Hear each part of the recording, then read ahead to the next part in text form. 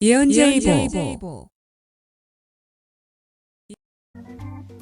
손흥민이 가장 바라지 않았던 결정을 했다.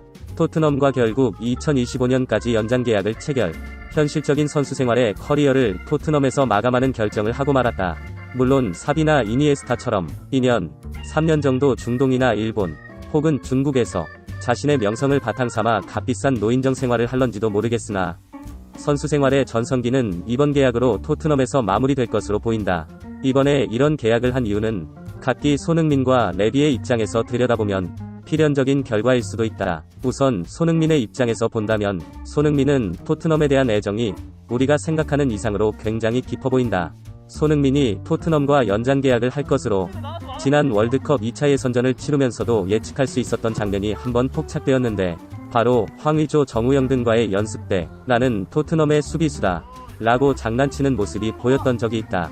이때 손흥민의 마음속에 토트넘이 얼마나 크게 자리잡고 있는지 은연중에 드러나서 사실 손흥민이 엔간하면 재계약할 것 같다 라는 예측은 할 수 있었다. 손흥민은 토트넘과 런던에서의 생활에 만족감을 자주 표시해왔고 맨유나 레알 등 자신이 꿈꿔왔던 빅클럽이 아니라면 토트넘에서 이적하지 않을 것이라는 걸 은연중에 우회적으로 내비치곤 했는데 바로 그런 토트넘에 대한 애정이 이번 재계약의 가장 큰 요인이었을 걸로 보인다. 또 하나는 요즘 유럽 시장의 보수적인 분위기이다. 코로나 이후 20대 후반의 선수가 1,000억 이상으로 이적한 케이스가 한 번도 없다. 그만큼 부자 구단들도 미래 가치가 담보된 어린 선수가 아닌 지금 당장 몇 년 잘 써먹는 대신 이적료를 벌여야 되는 최전성기 선수에게 거금을 쏟지 않는다는 이야기이다. 비단 손흥민뿐만 아니라 팀 내 입지나 구단과의 불화로 현재 이적이 유력한 걸로 알려져 있는 살라나 마네 역시 이렇다 할 소식이 들려오지 않고 있다. 이런 상황에서 2025년까지 안정적인 선수 생활을 할 수 있고 현재로선 팀 내 최고 대우를 해준다면 손흥민 입장에서 나름 억셉터블한 제안이었던 것임에는 틀림없다.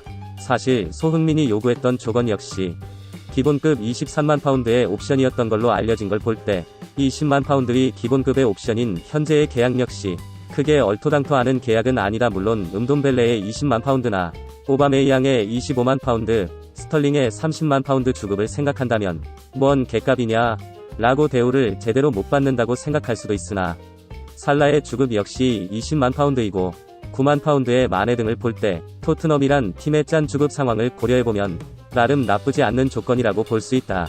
레비 입장에서도 맨시티에 1억 파운드를 내면 손흥민의 이적을 생각해볼 수 있다고 한 적이 있을 만큼 1,000억 원 정도로는 손흥민을 내놓을 생각이 전혀 없을 것이다.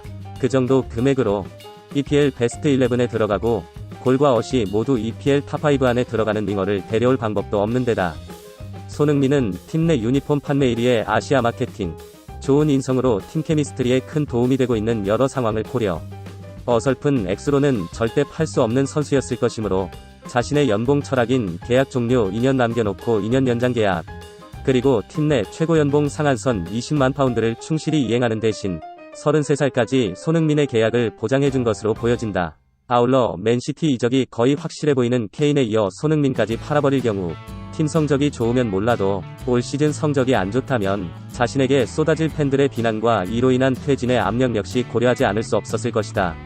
한마디로 레비 입장에서는 손흥민을 1,000억 정도 받고 팔아봐야 본전도 아닌 무조건적인 손해이므로 애초부터 팔 생각이 없고 재계약에 힘을 썼던 걸로 보인다. 한마디로 이번 손흥민의 연장 계약은 팀과 손흥민 양쪽 다 코로나라는 특수한 상황 속에서 서로를 존중하고 로얄티를 보여준 나름 나이스한 계약으로 보인다. 물론 우리 입장에서는 손흥민이 빅클럽으로 이적도 한 번의 도전과 성공을 보여줬으면 하는 맘이지만 30살이라는 나이를 고려할 때 처음 손흥민의 입장에서 보면 안정감과 편안함이라는 자신이 가장 최선의 실력을 발휘할 수 있는 환경을 선택한 걸로 보인다.